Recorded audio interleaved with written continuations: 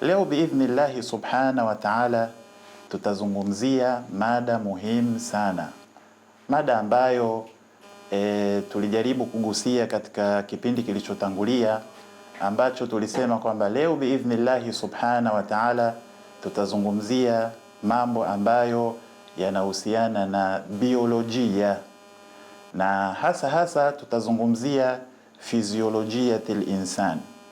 Tunaposema fiziolojiyatil insan, maana yake tunakusudia kuzungumza kazi ambazo zinazopatikana katika kiwiliwili cha mwanadamu, yani viungo vya mwanadamu, namna gani vinavyoweza kufanya kazi katika kiwiliwili cha mwanadamu. Na leo tumeandaa mada muhimu sana, mada hassasa jiddan, na ni mada ambayo inawahusu wakina mama hasa ala wajhi alkhusus. Kwa hiyo tutaomba sana wakina baba kama mtaisikiliza mada hii, lakini pia wakina mama ambao watakaosikiliza hii mada itawahusu katika kiwango kikubwa sana biidhnillahi subhana wa ta'ala. Lakini pia utakaposikiliza mada hii, kwa sababu ni mada hasasa, tutajaribu kuzungumzia baadhi ya maneno ambayo yatapatikana katika mada hii, ambayo tutaomba pia tuyazungumze kwa lugha ambayo itakayokuwa ni ya kinaya. Yani tunaposema kinaya, maana yake tutazungumza kwa lugha ambayo sio ya sarihi sana, sio ya wazi sana, bali itakuwa ni mada ambayo yani maneno tutakayotumia itakuwa yana kinaya kingi, lakini itakuwa ni mada ambayo mafhuma biidhnillahi subhana wa ta'ala. Leo tutazungumzia mada ambayo inayosema asbabu saratani unuqi arrahimi. Asbabu saratani unuqi arrahimi, sababu ya saratani ya shingo la uzazi, shingo ya uzazi, sababu ambazo zinazopelekea mwanamama au mwanamke yoyote kuweza kupata saratani ya shingo ya uzazi. Hii ni mada hassasa jiddan kama dhakarna, kama tulivyotaja, na ni mada ambayo imezungumzwa na dakatira wengi, madaktari wengi wamezungumza mada hii, lakini sisi biidhnillahi subhana wa ta'ala tutajaribu kuizungumza bitafsil almufhim, katika upambanuzi ambao utakaokuwa ni wenye kuwafahamisha watu waweze kuelewa hiki kiungo yani ambacho kinaitwa unuq arrahim, yani wakati gani kitasibiwa na kitu kinaitwa saratan arrahim au saratan unuq arrahim, saratani ya shingo ya uzazi. Ndugu mtazamaji, kabla an nabda fi dhikri asbabi saratani unuq arrahim, kabla hatujaanza kutaja sababu zinazopelekea mtu kuweza kupata, mwanamke kuweza kupata saratani ya shingo ya uzazi, uridu awalan an ubayina lakum mukawinati hadha aljihaz. Jambo la kwanza nataka nikubainishieni namna gani Allah subhana wa ta'ala alipotengeneza au alivyotengeneza hii jihaz. Maana yake ni chombo ambacho amekitengeneza Allah subhana wa ta'ala na akakiweka kwa mwanamke. Hiki kiungo au hii jihaz, Allah subhana wa ta'ala namna gani alivyokitengeneza kitu hichi. Kwa hiyo takubainishieni mukawinati hadha aljihaz alajib, yani muundo wa hiki kiungo ambacho cha maajabu ambacho Allah subhana wa ta'ala ambao Allah subhanahu wa ta'ala amekiumba, alladhi yatanasalu linsanu bihi, kiungo ambacho wanadamu wanazaliana kupitia kiungo hichi. Watu wote katika dunia, wanawake kwa wanaume, wamezalika kupitia kiungo hichi, isipokuwa Nabiullahi Adam alayhi salam wa mama yetu Hawa, wenyewe Allah subhanahu wa ta'ala aliwaumba katika sura ambayo mukhtalifu. Kwa hiyo tutazungumza hiki kiungo namna Allah subhanahu wa ta'ala alivyokitengeneza bidiqqatin mutanahiya, katika diqa ya hali ya juu sana. Na wanachuoni wa Kiislamu hawajaacha kuzungumza mambo kama haya. Watu wanafikiria sana kwamba wanachuoni wa Kiislamu hawajagusia mambo ya biolojia, yani biolojia katika upande wa yani kuzungumzia kainati alhayya, viumbe ambavyo ni hai, yani mimea mathalan, wadudu, wanyama, kama vile baadhi ya watu wanavyofikiria kwamba wanachuoni pekee ambao ni wa magharibi ndio ambao waliozungumza vitu hivi. La, bali hata ulama almuslimin, wanachuoni wa Kiislamu, takallamu wa tahaddathu an hadhihi almasail, wamezungumzia masala haya tena bidiqqatin mutabaida, kwa undani ambao ni wa mbali kabisa. Hadha aludhu, kiungo hichi ndugu zangu ambacho kinatumika katika kuweza kufanya tanasul albashar, yatakawanu min a'dha'i dakhiliya wa a'dha'i alkharijiyya. Allah subhanahu wa ta'ala amekitengeneza kiungo hichi, kiungo ambacho kimetengenezeka kupitia kwamba kuna viungo ambavyo vinapatikana ndani, lakini kuna kiungo vinapatikana nje. Yani katika kiungo kimoja ambacho jihazi tanasuli al-insan, yani kiungo al-unthawi, kiungo ambacho cha uzazi cha mwanamke, Allah subhanahu wa ta'ala amekiumba, kina upande wa ndani na kina upande wa nje. Lengo kubwa, naomba tusikilizane sababu zinazopelekea mwanamke kuweza kupata saratani ya kizazi. Hii ni mada muhimu sana, tuisikilize kwa sababu imekuwa ni tatizo kubwa sana. Kwa hiyo kiungo hichi yatakawanu min a'dha'i dakhiliya wa a'dha'i al-kharijiyya, kimetengenezeka kupitia viungo vya ndani, lakini pia kimetengenezeka kupitia viungo vya nje.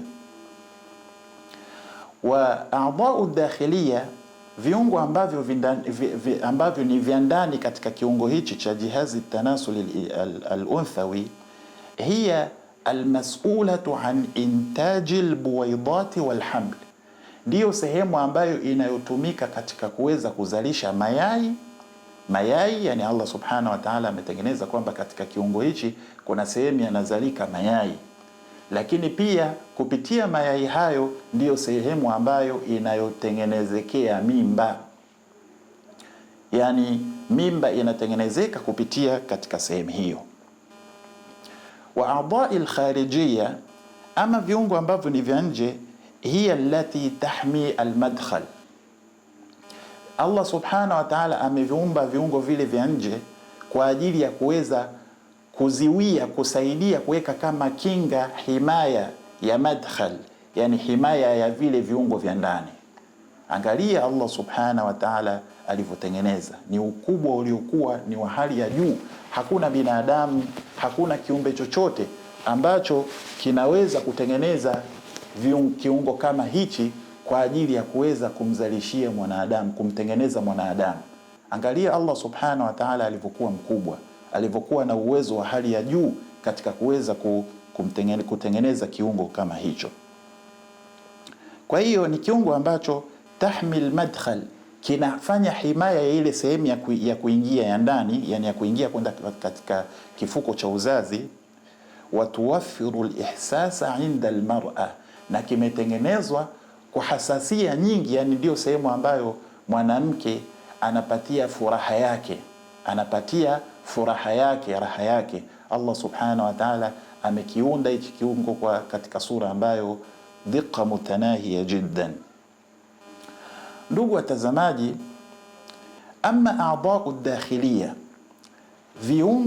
kiungo kile cha ndani, upande wa ndani, ambao tunataka kufafanua haya maelezo ili muweze kuelewa kwamba namna gani pia wanachuoni wa Kiislamu wamejaribu kuweza kuyafafanua haya mambo.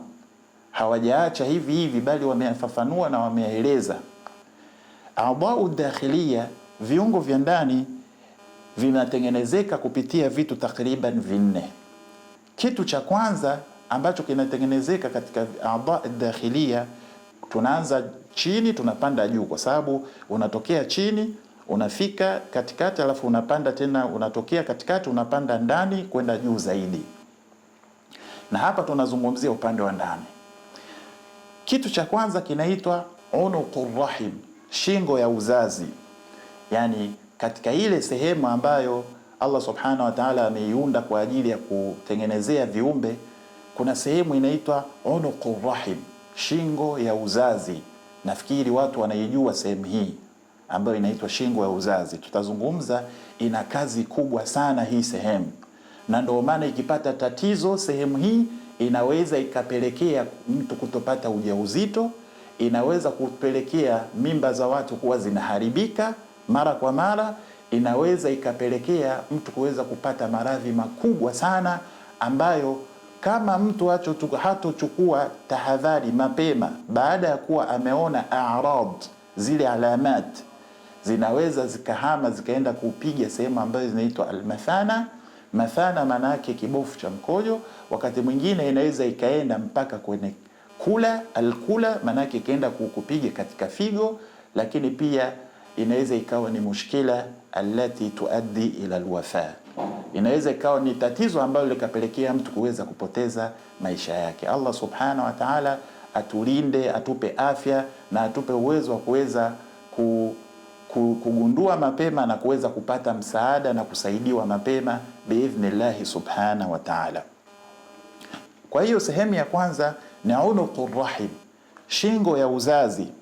Ama sehemu ya pili ni arrahim, rahim yenyewe. Sasa maana yake unakwenda kwenye shingo, unapopita kwenye shingo unakwenda unakutana na rahim. Rahim yani sehemu yenyewe sasa ambayo ndiyo sehemu ya kifuko sasa cha uzazi ambayo inaitwa arrahim.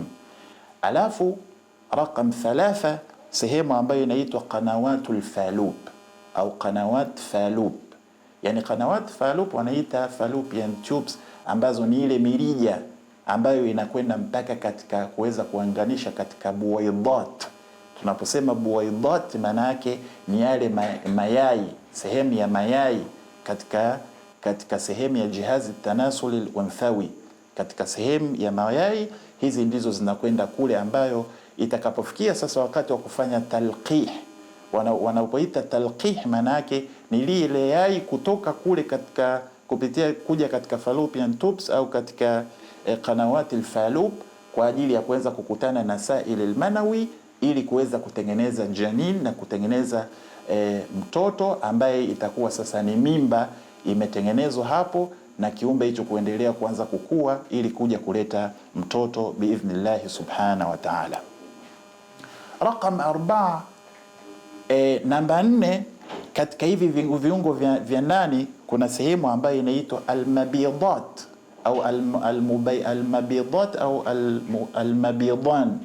Almabidan maana yake ni mayai. Allah subhanahu wa ta'ala alipomtengeneza mwanadamu, mayai yanapatikana sehemu mbili, kulia na kushoto. Haya mayai kuna wakati ambapo yanafanya yani kila upande unakuwa yanapokezana. Kila yai linapofika wakati wake katika kila mwezi linasogea. Ikifika wakati mwingine, wakati huu linajiandaa la huku, linaweza likasogea la upande wa huku. Na wanasema mayai haya huwa yanasogea bitanawub, kwa kupokezana. Yani linatoka huku linasogea, linaweza likatoka la huku likasogea upande wa katikati. Kwa hiyo hizi ni sehemu 4 ambazo zimetengeneza a'dha ad-dakhiliya fi jihazi at-tanasuli al-unthawi, ambazo zimetengeneza upande wa ndani katika kiungo cha uzazi cha mwanamke kwa ndani, ambao sehemu ya kwanza ni unuq au unuqur rahim, ni shingo, alafu rahim yenyewe, alafu qanawat falub, alafu almubayyidat. Na Allah ametengeneza kama vile sura ya yani shingo tunaposema ni kama shingo ya mwanadamu, lakini kuna sehemu ya kwanza unakutana na shingo, alafu unakwenda unakutana na tumbo, na kule katika mazingira hayo yametengenezwa katika sura kama hiyo. Kwa hii ni upande wa ndani. Ama a'dha'ul kharijiyya, ama upande wa viungo vya nje, fahia mukawana, vimetengenezwa na kitu kinaitwa almihbal. Almihbal yani ni neno la Kiarabu, lakini hatuwezi kuzungumza katika lugha ya Kiswahili wakati mwingine kwa ajili ya kulinda mazingira yetu ambayo tuliokuwa nayo. Kwa hiyo kuna kitu anaita mihbal, lakini pia kuna kitu anaita albizr, lakini pia raqam 3 kuna kitu anaita ashafran. Na hivi vitu kwa yule ambaye atakayekuwa na changamoto yote katika maeneo ambayo yanahitajia kwa ajili ya kuweza kupewa ushauri wa kimaneno, tunaweza pia akapewa ushauri wa kimaneno. Kwa hiyo hizi ni sehemu ambazo ndio zimeunda hii jihazi tanasuli al-unthawi, kiungo muhimu sana, kiungo chenye thamani Allah subhanahu wa ta'ala kakitengeneza. Fakullu hadhihi al-ashya, vitu vyote hivi ambavyo tumevitaja, laha wadhaifuha, vina kazi yake. Rahim, unuqur rahim ina kazi, arrahim yenyewe ina kazi, falub hizi wanaita qanawati alfalub zina kazi yake, almubayyidan yana kazi yake, na kila kimoja katika hivi vitu ambavyo tumevitaja arbaa, laha amradun tataallaqu biha, kila kimoja kina maradhi yake maalumu ambayo yanaweza yakaenda katika hizi sehemu. Kwa hiyo mtu anatakiwa kuwa makini sana katika hizi sehemu, kila kimoja kina aina yake, kina maradhi yake. Tutakuja kuzungumza mathalan takayusul mabidat au almabidan, kuna kitu anaita takayusul mabid au albuwaidat. Hivi vyote ni katika mushkilati ambazo zinatokea katika, na zote zinaweza zikasababisha mtu kuweza kutoshika ujauzito au ujauzito ukawa unamsumbua kiasi kwamba ikawa inaleta mushkila, ikaleta matatizo, ikaleta yani mambo ambayo yatakayokuwa sio mahmuda kwa mtu pale ambapo atakapokuwa na hali kama hizo.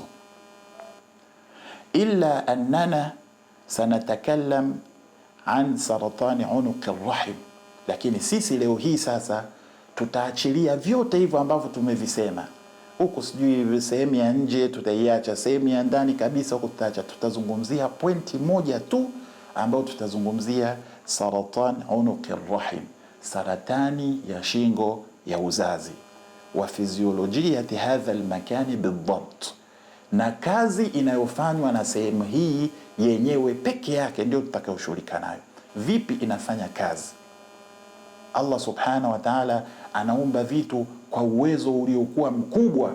Hakuna ambaye mwenye uwezo wa kuumba kama Allah subhanahu wa ta'ala, yoyote atakayekuwa.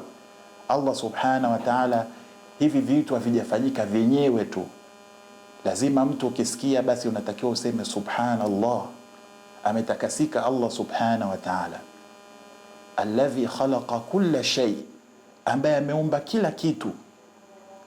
Kila kitu amekiumba na akikiweka katika mazingira ambayo yanamfanya mwanadamu aweze kufanya tadabbur, kuzingatia, kujua uwepo wa Allah subhanahu wa ta'ala. Ndugu mtazamaji, wadhaif unuq arrahim, tutazungumzia kazi zinazofanywa na shingo ya uzazi katika kiungo hichi ambacho Allah amewapa wanawake. Kazi yake ni nini? Maana yake watu hawajui kazi yake. Tunapeana elimu ili uchukue tahadhari katika kuweza kufanya matumizi ya sehemu hizi. Uchukue tahadhari wewe kama mwanamke, kwa sababu dunia tulionayo sasa hivi ni dunia ya mabalaa, dunia ya amrad mu'diya, maradhi ya kuambukiza. Lakini kuna amradhi ambayo yanasababishwa na vile vitu ambavyo tunavyovitumia. Maradhi yamekuwa ni mengi sana. Kwa hiyo usipochukua tahadhari, haya yanaweza yakawa ni yenye kukukuta, ikawa tena ni changamoto kuweza kufanya utatuzi. Kazi ya unuq arrahim, ndugu mtazamaji, kazi ya kwanza himayatu rahim, ni kulinda ile rahim yenyewe, ni kuilinda. Kazi ya unuq, shingo ile, kazi yake ni kulinda kule ndani ambako mtoto anakaa, ambapo mtoto akishaundika, akishatengenezwa, anakaa sehemu hiyo. Kazi yake ni kulinda. Inalindaje? Bifarzi mukhatin, kwa kuweza kufanya ifraz. Ifraz manake kumimina, mukhat uteute, ambao utakuwa unafanya kazi gani? Ya'mal kasamamin yamna'u albakteria walvirusat, inafanya kazi kama vile kinga ambayo itakuwa inaziwia bakteria, inaziwia virusi hivyo vinavyoziwiliwa visifanyaje? Alla tatajha ila dakhil, ili visiweze kuelekea ndani katika rahim, kwa sababu rahim ni sehemu ambayo inatakiwa ibakie safi. Kwa hiyo sehemu hapa katika rahim kuna kitu anaita ghudda, kuna vitu anaita ghudad, kuna ghudad ad-darqiyya, kuna ghudad tutakuja kuzungumza aina ya ghudad ambazo ziko katika kiwiliwili cha mwanadamu. Kuna ghudadun nukhamia. Hivi vyote ni vitu ambavyo vinafanya ifrazati ya vitu tofauti tofauti kwa ajili ya maslahi ya mwili wa mwanadamu. Kwa bifarzi mukhatin, kwa ajili ya kufanya ifrazi ya uteute ambao utafanya kazi kasamamin yamna albakteria walvirusat kuelekea dakhil arrahim. Lengo nini? Lilhifadhi ala bi'atin nadhifatin wa amina, kwa ajili ya kuhifadhi mazingira katika rahim, katika kizazi kule kuwe kusafi, lakini pia kuwe ni mazingira ambayo ni amani. Hiyo ni kazi ambayo inayofanywa na unuqur rahim. Kazi ya pili, tanzimu mururi sawail. Kazi ya unuqur rahim inafanya kazi ya kupangilia upitaji wa vimiminika ambavyo vinavyotoka ndani ya rahim. Tunajua wanawake wanapitia katika mazingira tofauti tofauti. Kuna kitu anaita daura shaharia. Daura shaharia maana yake ni zile siku zao katika mwezi. Kuna sawaili ambazo zinatoka. Kwa hiyo ile sehemu ya unuqir rahim inafanya kazi ya mpangilio, kuweza kufanya mpangilio kadami alhayd, kama tulivyosema, kama damu ya haidh khilala fatrati dawrati shaharia, wakati wa kipindi cha siku za mwanamke katika mwezi.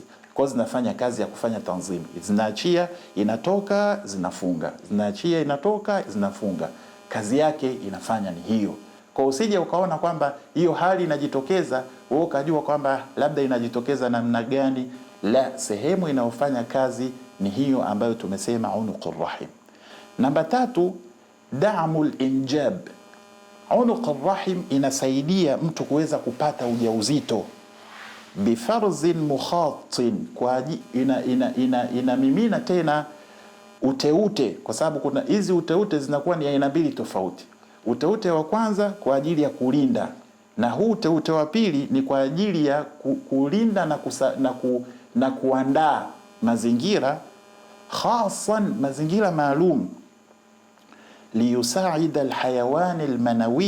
alhayawanat almanawiya ala albaqa, ili iweze kusaidia zile mbegu za uzazi ziweze kubakia zikiwa katika hali ya uhai, walubur nahwa albuwaida, na kuweza kuvuka na kuelekea katika yai kwa ajili ya kufanya talqih, kwa ajili ya kuweza kufanya talqih ili kuzalisha na kutungisha mimba. Kwa hiyo hii inafanya kazi ya damil injab. Namba 4, damul haml, inafanya kazi ya kuipa nguvu, mimba. Yani inafanya kazi ya kuipa nguvu mimba. Kuipa nguvu mimba vipi, katika namna gani? Mwanamke anapobeba mimba, hii sehemu huwa ina hali mbili. Hali ya kwanza, kabla hajabeba mimba huwa inakuwa ni laini, lakini mimba inapoingia, jinsi kadiri mimba inavyokuwa inakwenda kuwa kubwa, na hii sehemu huwa inafanya kitu anaita tasallub. Tasallub maana yake nini? Au inakuwa samika, inakuwa na kitu anaita sumk. Sumku maana yake kujishika, inakuwa ngumu. Lengo nini? Kuziwia kile kiumbe kisitoke. Inajikamata kwa ajili ya kuziwia kile kiumbe kisitoke katika rahim. Haithu yabqa mughlaqan, inabakia kimefunga, mutamasikan, kikiwa kimejishikilia, tiwala fatrati alhaml, kipindi chote cha mwanamke anapokuwa katika ujauzito, hii sehemu inakuwa imejishika. Liyad'am aljanina wa yahmihi dakhil arrahm, ili kuweza kumpa nguvu, kuweza kumsaidia kile kiumbe kilichokuwa ndani ambao ndani ya kifuko, hata maw'id alwilada, mpaka katika kipindi cha uzazi kitakapofika kujifungua, basi ile sehemu ndio inafunguka, na wakati huo sasa mtoto anatoka na kuweza kupokelewa na madaktari wa hakaza na kuwa katika hali ya kuzaliwa. Kwa hii sehemu ina kazi kubwa sana, na ndio maana kuna baadhi ya watu baada ya kupata changamoto katika sehemu hii, huwa ni sehemu ambayo inashindwa kujishika. Kwa hiyo mwanamke anapopata ujauzito, mimba inapokuwa kuwa kiasi fulani, kwa kuwa sehemu hii imekuwa haijishiki, inasababisha kupelekea kitu ambacho wanaita al-ijhad. Al-ijhad maana yake kuporomoka kwa mimba. Mimba inaporomoka, na ndio maana baadhi ya madaktari huwa wanafanya mwanamke tu anapobeba ujauzito, baada ya siku kadhaa wanaenda kuweka kifaa ambacho kitasaidia kubana ile sehemu, ili yule mtoto atakapokuwa anakuwa mkubwa isiwe ni sababu ya kuporomoka na kutoka kabla ya wakati. Na anapofikia karibu kujifungua sasa, ndio wanaenda wanatoa kile kifaa kabla ya wiki kadhaa, ili mwanamke yule aweze kujifungua katika njia ya kawaida. Kwa hiyo sehemu hii inafanya kazi kubwa sana. Namba 5 katika kazi zinazofanywa na rahim, tashilul wilada, kufanya kazi ya wepesi wa mwanamke kufanyaje, kuzaa, kama tulivyosema. Fahadha almakan, sehemu hii ndugu watazamaji, muhimun jiddan, ni sehemu ina umuhimu sana, fi tahqiqi imkaniyati hudusi alhaml, katika kuweza kuhakikisha mimba inapatikana.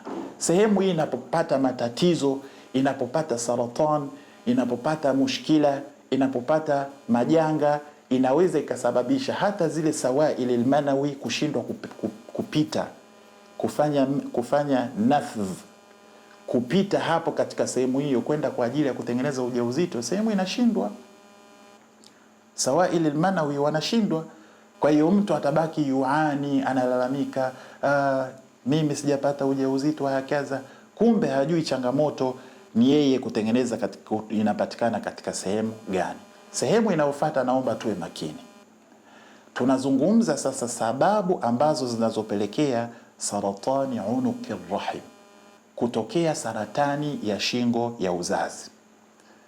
Kuna sababu ambayo ni raisi.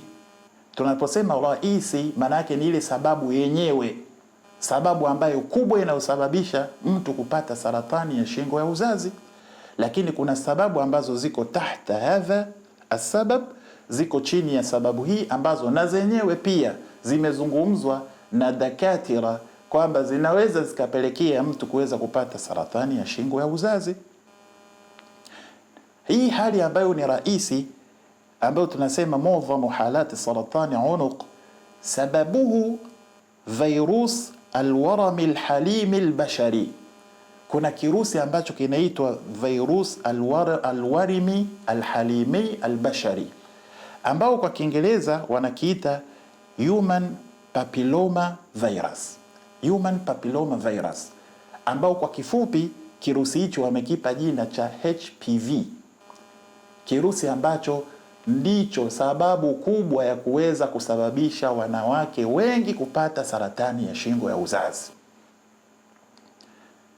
Na hiki kirusi, ndugu mtazamaji, ni adwa, ni kirusi ambacho kinaambukiza kama vile ilivyo AIDS, kama ilivyo ukimwi, lakini na uambukizwaji wake mara nyingi ni jinsia, ni adwa jinsia shaia.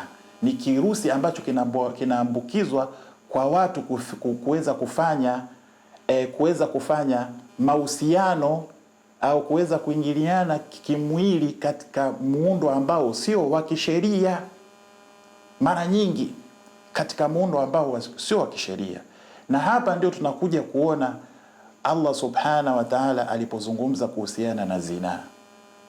Achilia mbali kuhusiana na AIDS, ukimwi, Allah subhanahu wa ta'ala amezungumza kuhusiana na zina, akasema wala taqrabu zina innahu kana fahishatan wa saa sabila, msisogelee zina, hakika hiyo ni njia mbaya. Tena angalia, Allah subhanahu wa ta'ala akasema innahu kana fahishatan wa saa sabila, hakika huo ni zina, ni uchafu mbaya. Imeingia kana katika sehemu hiyo kama vile kuonyesha kama ni dilalat ala almudhi, lakini mara nyingi hapa imeingia katika surati ya taakid, kutia mkazo wa jumla ismiya. Kana inafanya kazi ya taakid, lakini pia jumla ismiya pia ni muakkid, ni katika vitu ambavyo vinahesabika ni muakkidat. Lakini pia inna ni katika adati ambao zinatumika katika kufanya taakid aljumal. Kwa Allah subhanahu wa ta'ala aliposema innahu kana fahishatan wa saa sabila, maana yake ametumia salas muakkidat, vitilia mkazo vitatu kuonyesha uhakika hiyo njia ni mbaya, ukiipita hauwezi kufika unakokwenda, itakuletea madhara. Huku yaona sasa hivi, utakuja kuyaona baadaye. Ndio maana Allah akasema wala taqrabu zina, nahi, anakataza usisogelee zina, innahu kana fahishatan wa saa sabila, hakika hiyo ni njia mbaya, ni uchafu na ni njia mbaya. Kwa hiyo kirusi hichi kinaenea katika njia ya zinaa, maingiliano yasiyokuwa ya kisheria. Kwa sababu gani? Kwa sababu kama mwanaume atakuwa hajatulia kwenye nyumba yake, akiwa ni mtu wa kurukaruka, atachukua virus kule, atamletea mke wake nyumbani. Na ikiwa mwanamke hajatulia, yeye mwenyewe atakuwa ameenda kutafuta kule adwa, ataleta nyumbani. Na bil asafi shadid, kwa masikitiko makubwa, hii virus wakati mwingine inaweza ikamwathiri na mwanaume. Tutakuja kuzungumzia athari zake kwa mwanaume.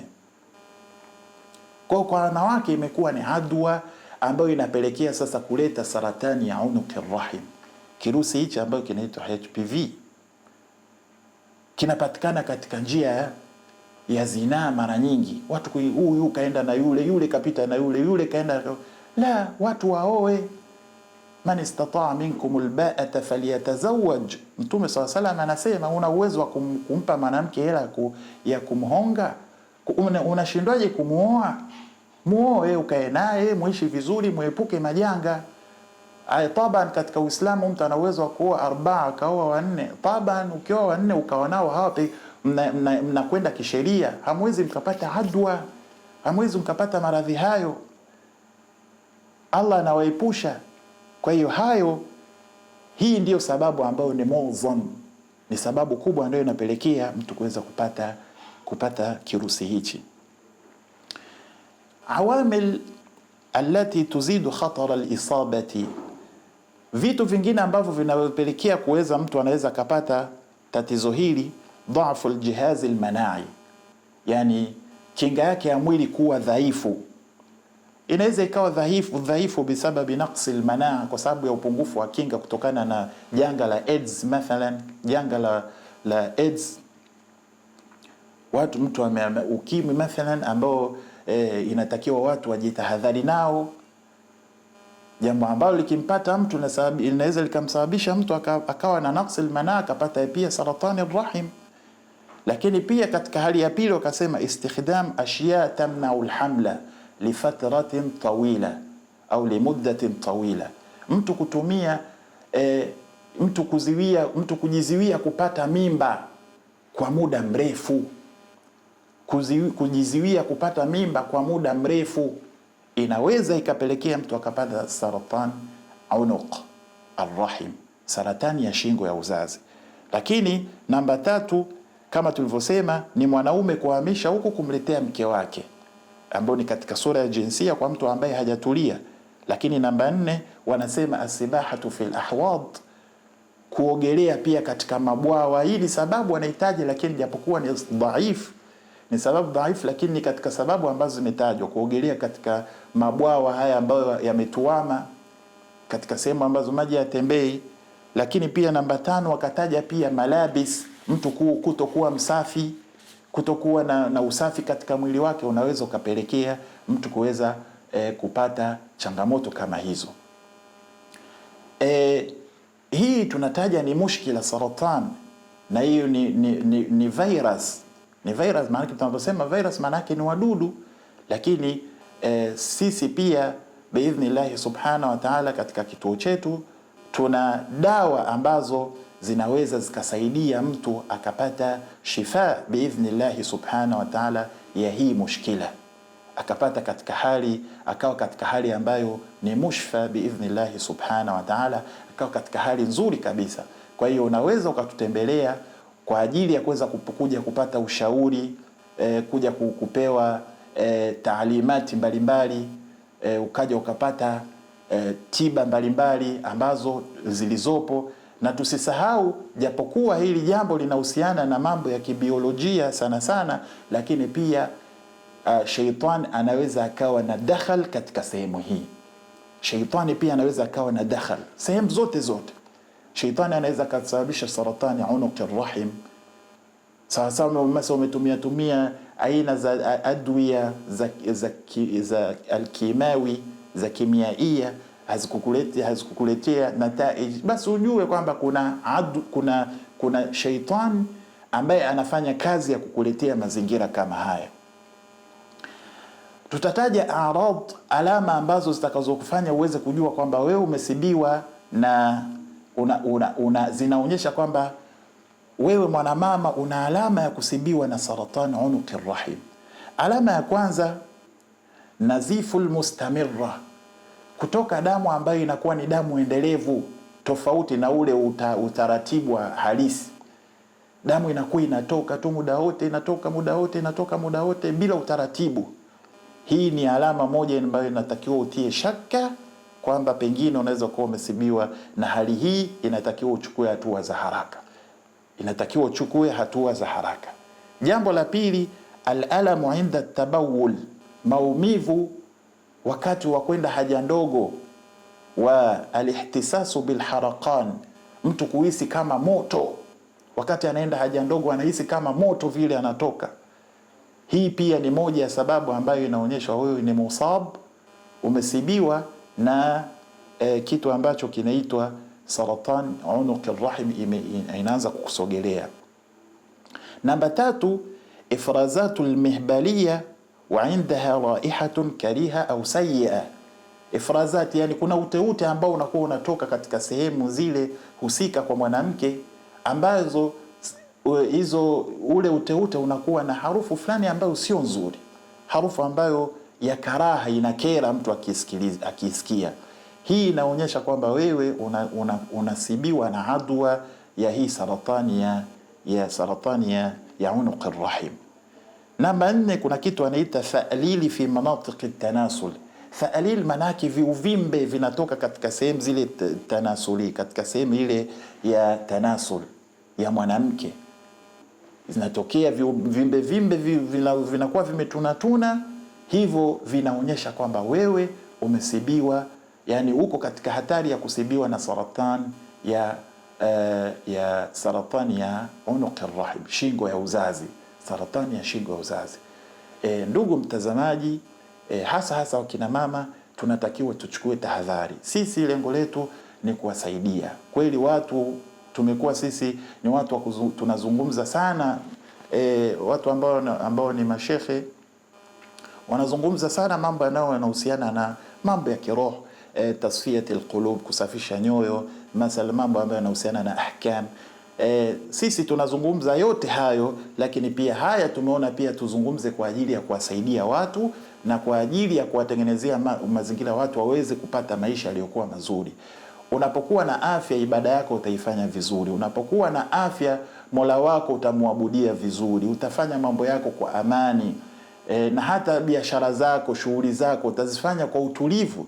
Tofauti utakapokuwa afya yako haijakaa vizuri, hauwezi kufanya mambo yako katika sura ambayo ni ya amani. Na ndio maana hata Mtume katika kuhusia watu akamwambia, ightanimu khamsan qabla khamsin, pupieni mambo matano kabla ya matano. Akasema, sihataka qabla sakamika, afya yako kabla hujasibiwa na ugonjwa. Afya ni muhimu sana unapokuwa nayo, ili kuweza kutekeleza mambo yako na majukumu yako katika sura ambayo iliyokuwa nzuri kabisa. Kwa hiyo tambihi tunatoa pia kwa mara ya mwisho kwamba hii tatizo linaweza likasababishwa hata na mashaitani na majini. Inaweza pia ikawa ni sababu ambayo imesababishwa na sihr, uchawi unaweza ukasababisha hali hii. Kwa hiyo yote haya tunatakiwa tuweze kupambana kwa ajili ya kuweza kuyaweka sawa na kuweza kuwasaidia watu ili waweze kuwa katika hali iliyokuwa nzuri.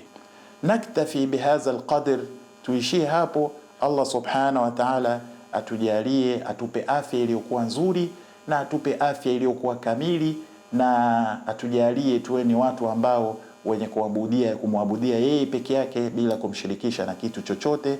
Innahu subhanahu wa ta'ala waliyu dhalika wal qadiru alayhi. Wa ila liqa'in akhar, astawdi'ukumullah Wassalamu alaikum wa rahmatullahi wa barakatuh.